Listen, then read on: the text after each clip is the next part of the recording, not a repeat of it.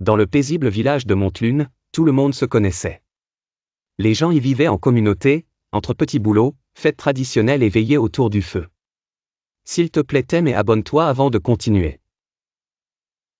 Parmi eux se trouvait Aïssatou, une jeune femme discrète, connue pour son franc-parler, sa générosité, et surtout son silence sur les affaires des autres.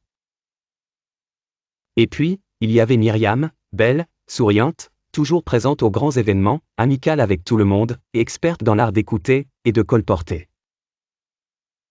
Si Aïssatou aidait en silence, Myriam brillait en public. On l'aimait, on la félicitait, et on buvait ses paroles comme de l'eau claire. Un jour, une rumeur naquit. On disait qu'Aïssatou avait trahi la confiance de la vieille dame du marché, qu'elle avait volé de l'argent destiné aux orphelins.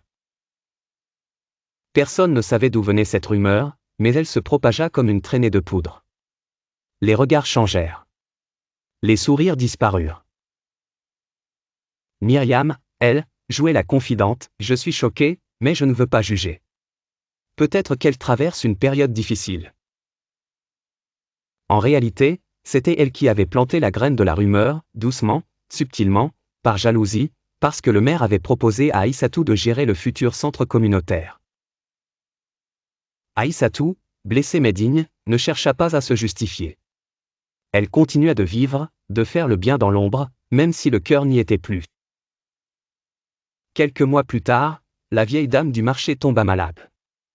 Avant de mourir, elle confia à sa fille, la seule personne en qui j'avais confiance, c'était Aïssatou. La fille parla. La vérité éclata. Et avec elle, la honte s'abattit sur ceux qui avaient cru sans savoir. Les langues se délièrent, plusieurs personnes reconnurent que Myriam les avait discrètement influencées. Elle fut confrontée. Elle nia d'abord, puis disparut du village. Aïssatou, elle, ne dit rien.